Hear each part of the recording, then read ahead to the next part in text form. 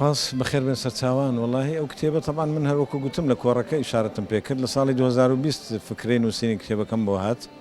طبعاان کتێبەکە لە سەبارەت بە ڕێنمایی دەرونی ئەوەی بە عەربی پێ دەڵێن سایکۆلۆجیا الإرشاد النفسي مۆزوعەکە لە ناو وەسەڵی ئەکادیمی کوردی و لە کتێبخانەی کوردی زۆر کەم لەسەر ئەو کتێبە هەیە بۆیە من وەختی خۆی بۆ دراساتی عولیا ئەو کتێبەمدانا لە ماستەر وەکو دەرس گوتمەوە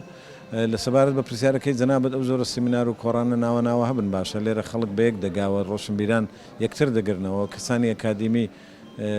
لێرە لقاء لەگەڵ یەک دەکەن و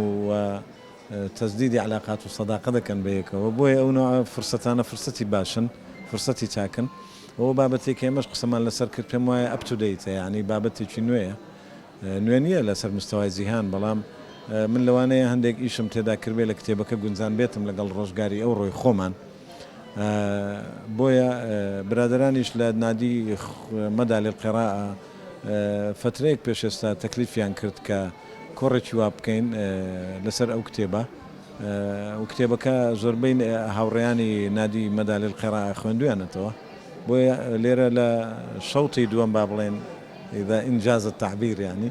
لشرطي دوم قسە لەسەر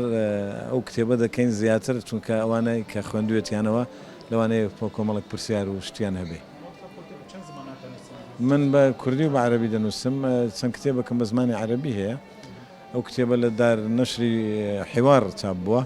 لە سووریا لە لاذقیە و کتێبێکی کەشمە سایکۆلۆجیا الشخصية هەر لەوێ چاپ بووە کتێبێکی کەش الذات الكردية ومشروعي يكدو كتابي ديكش هي الأرادا وكتابكاني كم هم يام بزماني كردين سايكولوجيا عقلي كردي وسايكولوجيا خوشويستي بيركدنو بوجيان بيركدنو أو جور كتابانا من هولم داوا بهر جزمانيش بكم